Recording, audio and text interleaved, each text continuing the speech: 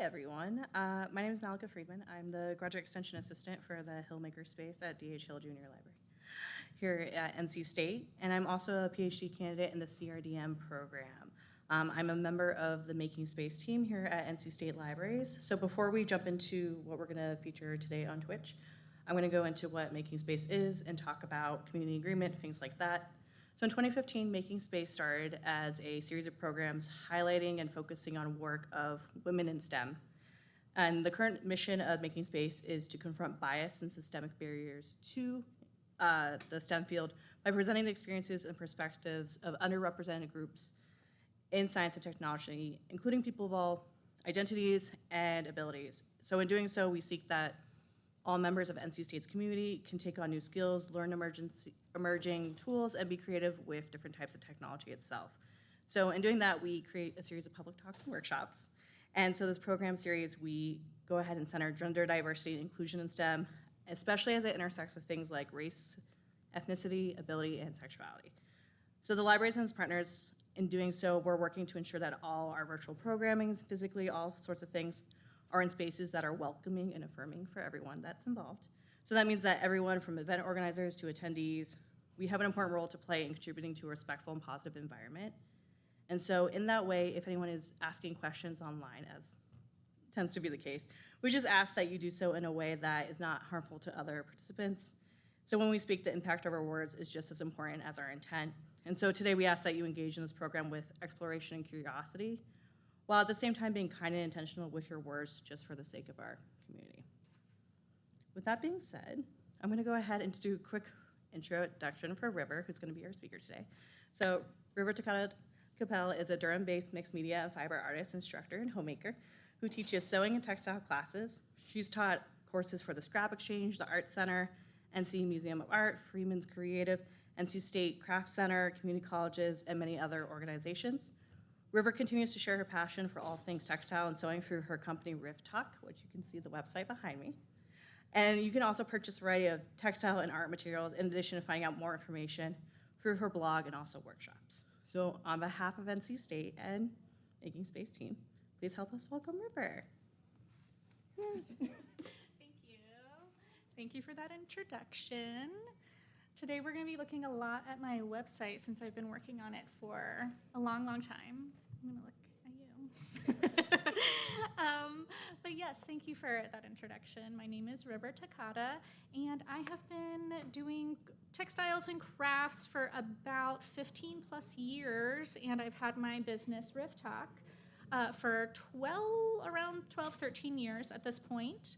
And just to walk you through what we're looking at on the screen right now, this is the homepage of my website, and this collection of vintage canvas painters pants that I did for a lovely group in Greensboro called Hudson Hill, and they buy and source local to the southeast vintage textiles and workwear, and then revamp it in some way. So this collection, we did both canvas painter's pants and also vintage sailor pants.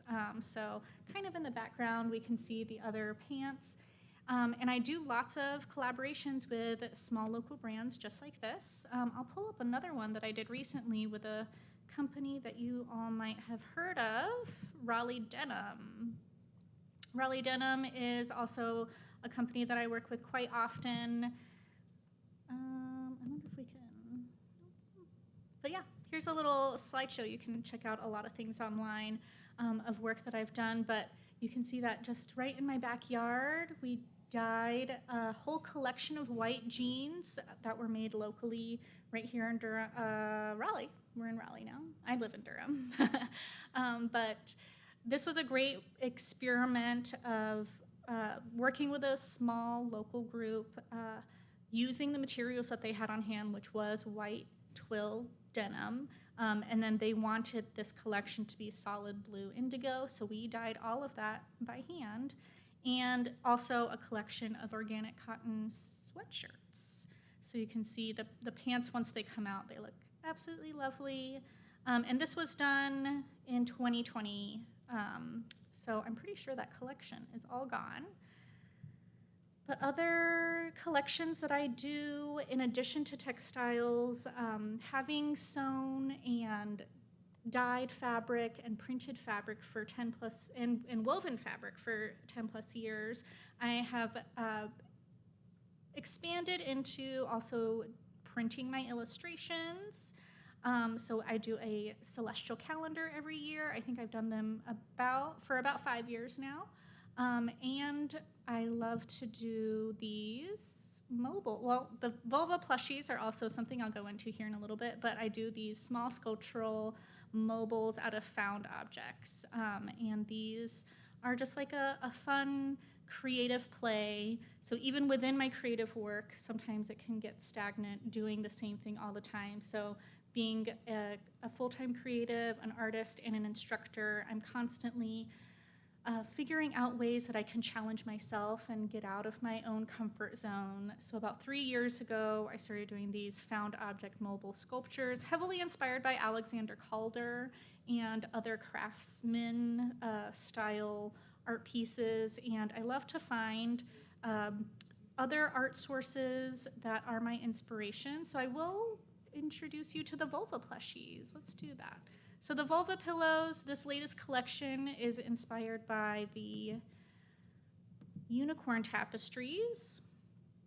So on my blog here, I go into the source of the inspiration, which is the unicorn resting, and it's a part of the 12 unicorn tapestries that are housed at the cloisters in Manhattan.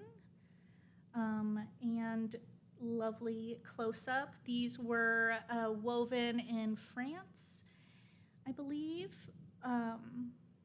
And they have inspired me for many, many years. All of the yarn is cotton and wool and was all dyed by natural plants of the times. And the fact that hundreds of artisans worked on these pieces and that they have really withstood the test of time and are still cherished for the masterpieces that they are.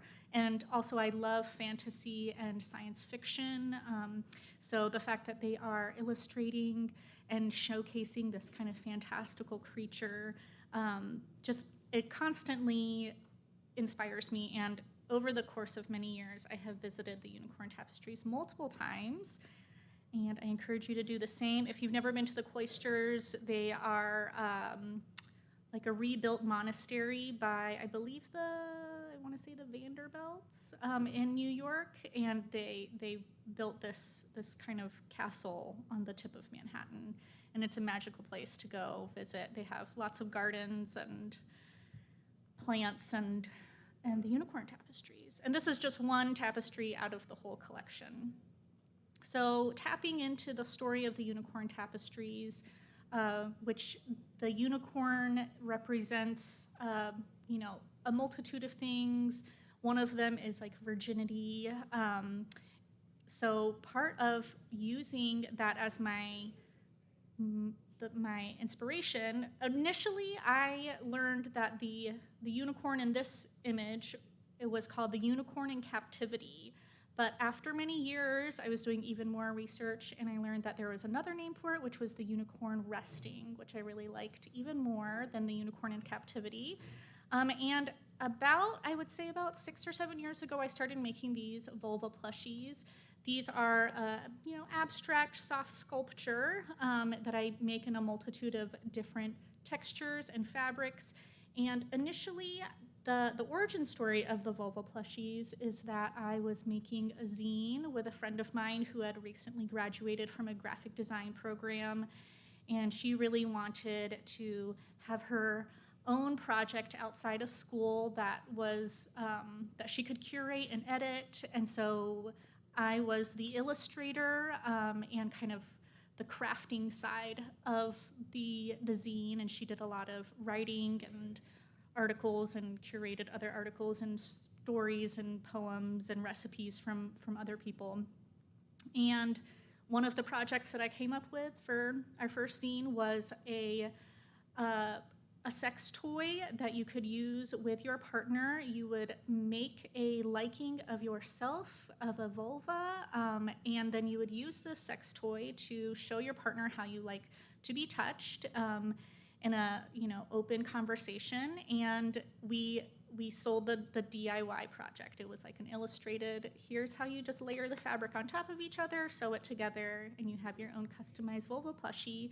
But I made a sample for us to take it to we went to like a small publishing market or festival, and everybody wanted to buy the sample. Nobody wanted to make their own item. They were all there kind of buying these books. They weren't really like sewing people, craft people. They were buying the zines and the small books and whatnot. So from there, I just kept on getting requests from people to make more plushies. And so those requests have not stopped for the last 6 years. So I will continue making them while the demand continues. And I take this as an opportunity to really play with different textures and found fabrics, and I also hand dye some fabrics.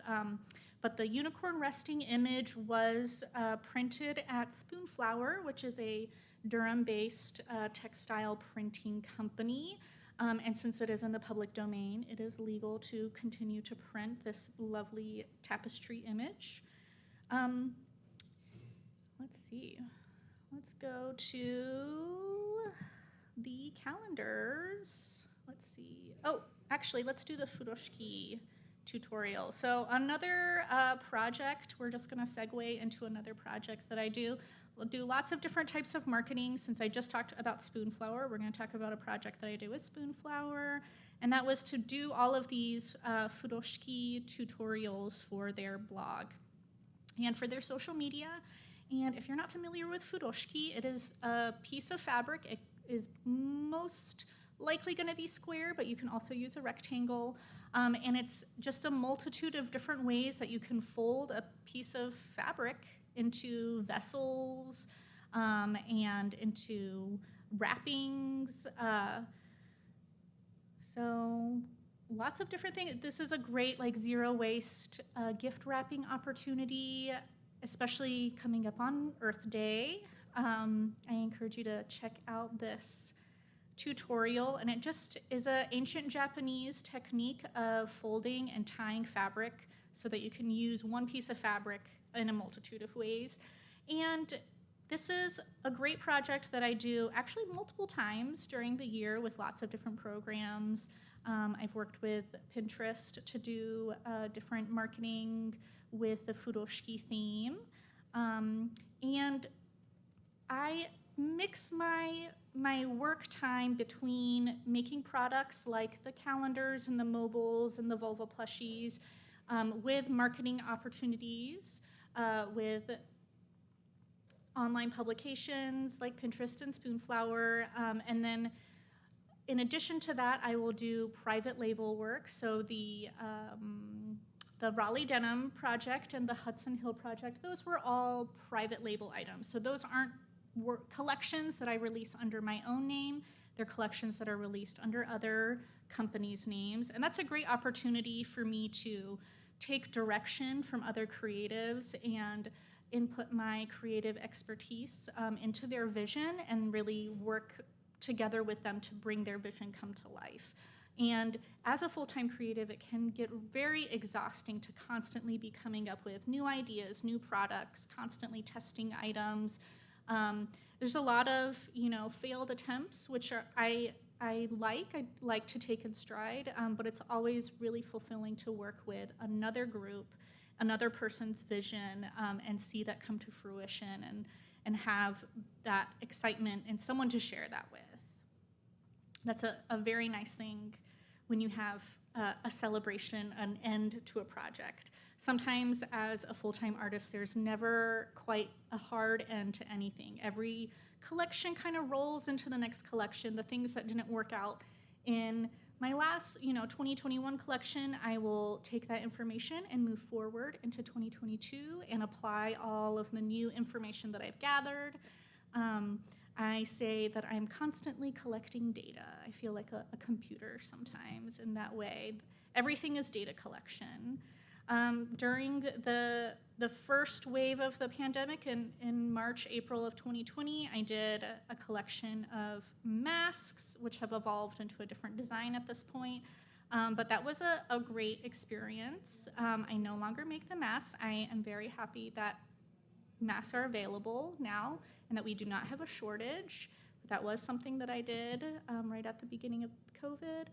This was a lovely photo shoot that I did with Kennedy Carter, who you might be familiar with her name. She took photos of Beyonce for the I want to say the cover of Vogue.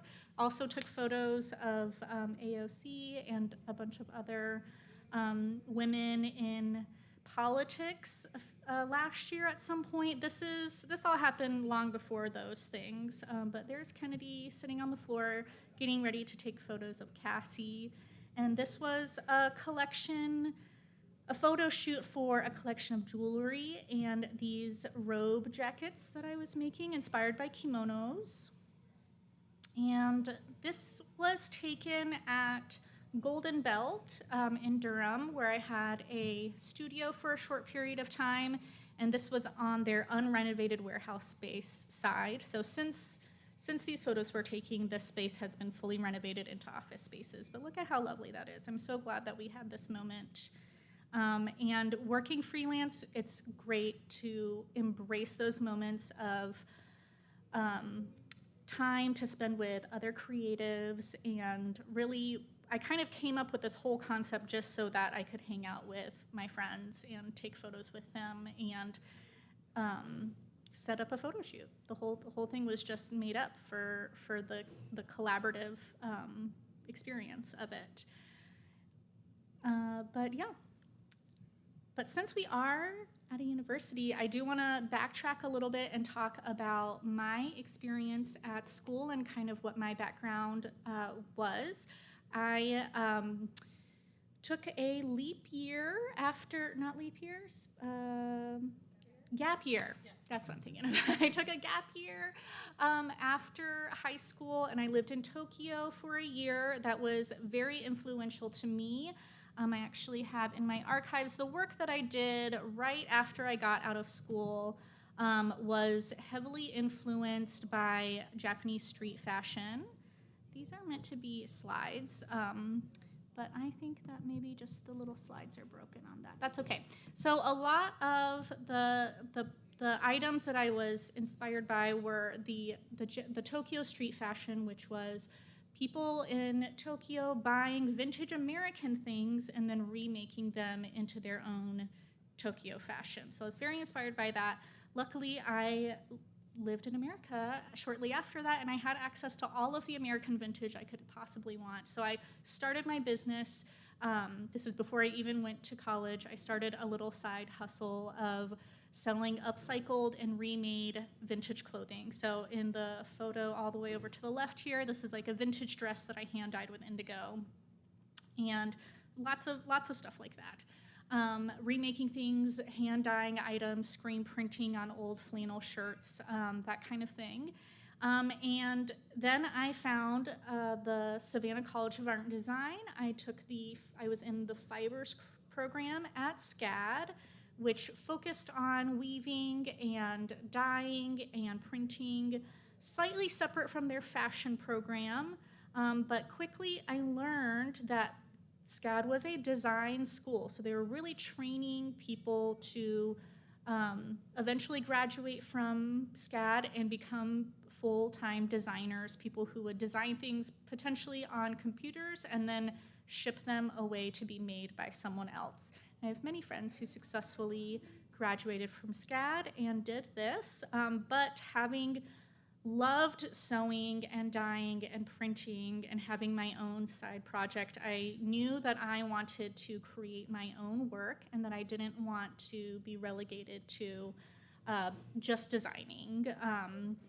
So I ended up dropping out of SCAD, and I found a lovely program in Western North Carolina called community college called Haywood Community College, and that is in Waynesville, about 30 minutes outside of Asheville, and they have a professional crafts program there, and it's all focused on Southern Highland heritage crafts.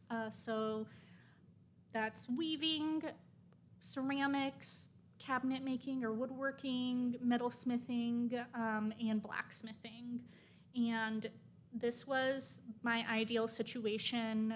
The combination of having lived in Tokyo and Savannah, I was really ready to have no distractions and just have lots of time to sit and do my crafts, which is exactly what I did. I sat down for 2 years and wove fabric, lots and lots of sitting. I potentially wove myself out because I have not really woven since I left that program. But that program was a great jumping off point to learning how to become a craft business person. They really focused a lot in marketing yourself, traveling and doing shows, getting your work into these shows, like, you know, in Asheville, it was the Southern Highland Guild show. There are other shows that I've done, like the ACC American Craft Council show in Baltimore and other places. I think they have one in Seattle as well. And Renegade Craft Fair, just to name a few of like the really big nationwide shows that they prepared us for. And also business plan writing and being your own boss. And that program really prepared me for kind of working freelance and working full-time as a creative. Since then, my practice has evolved a lot. Right after community college, I was probably doing different craft shows every single weekend. And I'm so glad that I did, because now that I am in my 30s, I'm not interested in doing that at all. I love sleeping in on the weekends. But for a good 7 years there, I was traveling a lot, meeting tons of amazing other artists. I have a huge collection of art that I have traded with other artists over time. So if you want to collect art but don't have the money to make it, I highly suggest making your own art and just trading with people who are also equally as talented, because I have more art than I can possibly display. And I learned so much about myself and my own needs and my practice, and that has really evolved. Now that I am, more stationary, I have moved away from doing clothing. Having sold clothing for about 10 years, I learned about the joys of seeing people enjoy clothing that you make and feeling confident in it, to the pitfalls, which is inventory, trends, sizing, availability, the environmental cost of making textiles is very high. In order to have like a small sustainable clothing business, you need lots of capital to buy the materials in advance, having people help you sew, all that stuff, that kind of all started piling up, and I decided to shift away from that, slowly but surely, by, instead of remaking clothing and making clothing from scratch, I slowly started just printing on clothing. So that made keeping inventory much more manageable. And then eventually I just kind of segued to teaching people how to make their own clothing. So I would say about 8 years ago, I started teaching almost full time. I have lots of different little jobs once I start talking about it. But someone with ADHD, I really like having lots of different tasks. I think having worked in an environment where I did the same thing every single day, after a while it takes a toll on my brain. So the situation that I have right now is really great in that I can switch gears from doing creative work to doing marketing work to teaching to doing private label work. There's always a little bit of fun flex time there. And so with the teaching, I loved empowering people to make their own clothing instead of making clothing for them and hoping that it was what they wanted it to be. So I started teaching sewing classes. Initially, it was, just a few nights on weeknights at the Art Center in Carborough, and that has really just spread from there. People have loved making their own clothes, and so many independent pattern makers have really emerged on the market in the past 10 years as well. So we have so many more choices as consumers to make our own clothes. And with the multitude of the textile practices that I employ, I can show people not only to make their clothes, but also then to customize it with dyes, customize it with prints, with different types of surface applications. And one of my favorite things is showing people how to mend their clothing, so to encourage people to make their clothing last, really customize it, really cherish the items that we wear and that make us feel confident. There's like an ethos in the Japanese Shinto religion of really cherishing the physical items that we have throughout our lives and thanking them and taking care of them because they take care of us. And that's something that I like to apply to the things that I make, but also to the things that I encourage other people to make, that by putting a certain amount of effort into the things that we make, they also in turn take care of us since we are taking care of them. So we have done mending workshops through the virtual Making Space program, and hopefully we'll do some in person now soon. But that just can employ a whole nother set of practices and skills, like you can customize through embroidery or do visible mending, which is heavily influenced by Boro. Let's see if I have any of that stuff. I have a bunch of, sewing workshops. Here we go. Here's some sashiko. So sashiko is like Japanese embroidery. Usually it is a monochromatic thread done with running stitches to create a surface design with the stitches. So versus a Western embroidery, which is based on imagery like florals, where you kind of fill in the designs, you use lots and lots of colors. The sashiko stitching is a little bit more simple, but is great for an overall covering image over things. Let's see what other workshops I've got on the website. Okay, indigo dye working, yes, workshops. So indigo dye is, a 6,000-year-old color. It's been used in all sorts of, all over the world. Almost every continent has their own method of resist dye. And I practice mostly in teaching the Japanese itajime shibori, which is folding and clamping. There's also stitch shibori. And I love the blue indigo. I think there's a really great aspect of using a monochromatic color in exploring the resist. And other workshops that we do are other workshops down here. Screen printing, yes, these photos are really small, or maybe they're bigger, yeah. And screen printing can be done so many ways. You can work very low tech by just having a blank screen and cutting a stencil with some scissors or using a silhouette or a Cricut cutter and switching out your stencil onto your frame, or you can burn an image onto a frame and have it be permanent there. And following this talk, we're going to be doing a screen printing workshop with some new tech that from Japan, the My Screen machine, which was made by Rezo Japan, where we can make a custom screen right there in person. I have not done this yet with a class, so I'm very excited for Making Space to be doing the Pioneer workshop. But yeah, there's you can see here from my website that I do a variety of craft parties. I was doing this pre-pandemic, but here we are still. And I have been encouraging people who want to take workshops to bring together a group of friends, 6 to 10 people, to do their own curated workshop. We can do the indigo dye if we want to. We can do screen printing if we want to. And this has been really fun for people who are, they want to do something creative, but we aren't quite ready to fully open it up to the public. just a bunch of strangers getting together. So this has been a really fun way for folks to get together and play creatively.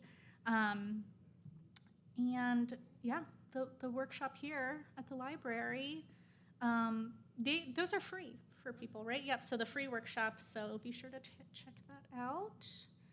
All right, talked really fast. I'm trying to think of what else I can show. Oh, I also have a small collection of jewelry here. These are all, I'll talk about dead stock a little bit. A lot of the materials that I use are, I tried to use sustainable materials, so a lot of materials come from dead stock suppliers. Dead stock is an older item, probably 10 to 20 years old, but has never been used before. So it has most likely been sitting in a warehouse somewhere. If a business went under and had nothing to do with their inventory, maybe they sold all their inventory to another business, and that business just stuck it in a warehouse somewhere. Dead stock is all of that stuff slowly coming out for people to use and reuse now. So I wouldn't call it secondhand because it's never been used, but it's also not quite vintage because vintage implies that it was once being used as well. Vintage also, the hard rule of the word vintage is that it's at least 20 years old, and sometimes dead stock isn't always 20 years old. So dead stock is its own thing. So all of these metal pieces in my jewelry were dead stock. They were in a warehouse in Manhattan, and I dug through about 300 unmarked boxes to find the things that I liked enough to remake into jewelry. And that's always fun. I love the hunt. Now that I don't thrift for a living and remake clothing, which I'm very happy about, that I don't thrift for a living anymore, it's fun to occasionally go on a dead stock vintage hunt to find things. Yes. All right. Any questions from Twitch? Let's see if we have any questions. Awesome. Yes.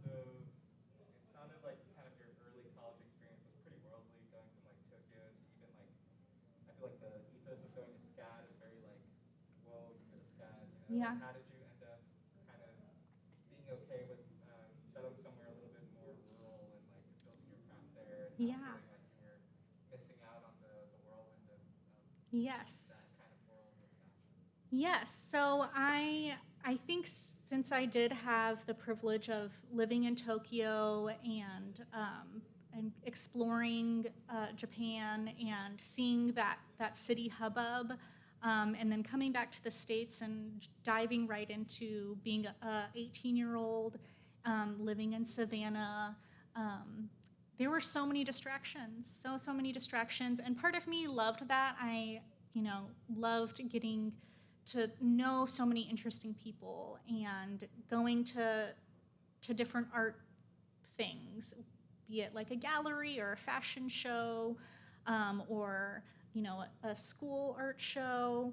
But what I found was that it was very distracting and hard for me to focus on the work that I wanted to create. So when I made the decision of leaving SCAD, part of it was that I wasn't creating the work that I wanted to create, and also the pace of the work was so intense. I'm pretty sure that NC State, it's just semesters, but at SCAD they operate on quarters, so each class was only like 2.5 months long. So you had to do the entire course of the class in a very short period of time, and my learning style just didn't vibe with that. And it's not cheap also to go to school. So part of me was dealing with this feeling of like, I feel like things are passing me by and I'm not really enjoying and absorbing my time. And I wanted to take some time off to figure out what my needs were exactly. And initially I was like, maybe I'll go back to SCAD. But once I left, I started just making the work that I wanted to on my own, and I decided to do some part-time jobs. I worked at like a flower shop and in a restaurant, and like learned new skills without having the demand of you have to learn this right away and you have to ace it and you have to be just as good as everybody else, and you need to feel comfortable showing it, and you also need to be comfortable with people critiquing it and tearing you down, and you need to recover from that really quickly. And all of those demands were a lot for me to handle in a short period of time. At the same time, trying to make friends and trying to keep my mental health on the right track, and trying to feed my body and all that stuff. So it's a lot to take on as like a young adult. And so I reevaluated that and really did take to heart the fact that I wanted to create things with my hands. So that was my top priority of finding the path of where I wanted to go next. So I looked at lots of different school programs. I looked at NC State. My sister is an alma mater of NC State Design School. And I thought about coming here to State, but also the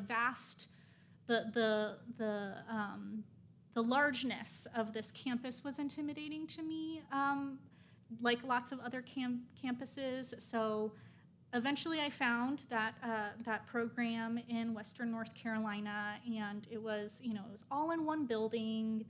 All the bars closed at like 9 p.m., which was like, I was like, this is great, no distractions. There were mountains, there was like, oh, I can fulfill my inspiration by traveling to other places without having to constantly have that feeling of FOMO. As like an older adult, I have way less FOMO than I did when I was 18 or 19 years old. But at that time, I really was like, if there's something going on, I want to be there. So my balancing act was to be somewhere where nothing was going on. And that way I would not be enticed to be distracted from my work. I think after going to SCAD and feeling really distracted and disconnected from the education that I was attending, being there, the whole reason I was there was to get this education, and I was constantly being distracted from that. I really wanted to throw myself into a program where I wouldn't be distracted from the education. That was my goal, was to learn a new skill. And that's, it's not always easy to know what we want at a young age, but sometimes it starts with figuring out what we don't want. And I was able to figure out that I didn't want distractions. In addition to not having the distractions, I also I made the choice, I really didn't want distractions. I made the choice not to date during college as well. And that was also immensely helpful, cut out lots of drama. And that all worked out for me. In the way that, I'm here now. Yes, any more questions? Yes. I feel like a lot of the students that we have at NC State, particularly in the textiles and design, Mm-hmm. they sometimes are trying to figure out their own identity as an artist, Yes. kind of what their style is, and not necessarily trademarking it, but kind Yes. of figuring that out. Yeah. So what kind of advice do you have for a student who is going to do that? They're figuring out doing their own business, finding their own style, but Yeah. also how to kind of approach those creative burnouts when they are kind of going through that, Yeah. trying to figure out Yes. themselves as an artist. So speaking from my own experience, I draw a lot of my individuality from the work of other artists. So a lot of my practice includes going to museums and researching historical practices of other people who did textiles, weaving, printing, reading about them, and learning about their path and their journey as well. And my advice to people who are looking for that inspiration is to look outside of the internet.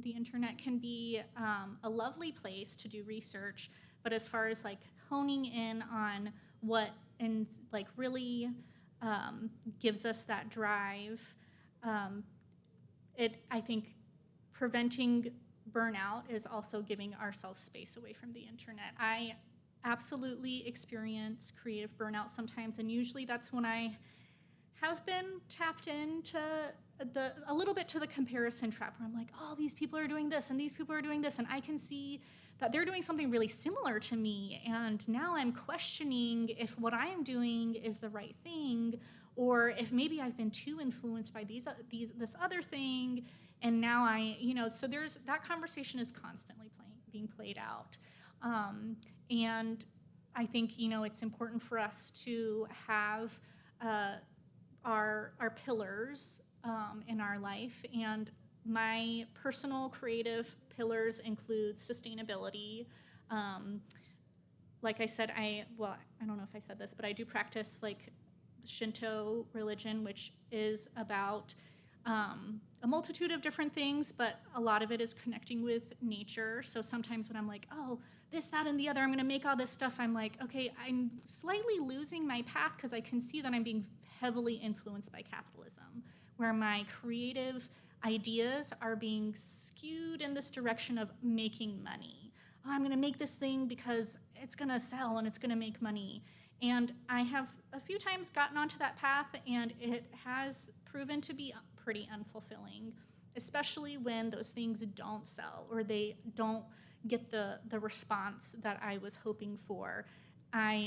It makes me look internally, why did I make that thing in the first place? Why didn't people respond to that thing? Oh, it's because I lost track of what my ethos was to be connected with my own, creative desires and wants and needs, and the needs of like the environment, or, whatever those pillars are for you. My pillars are always constantly changing.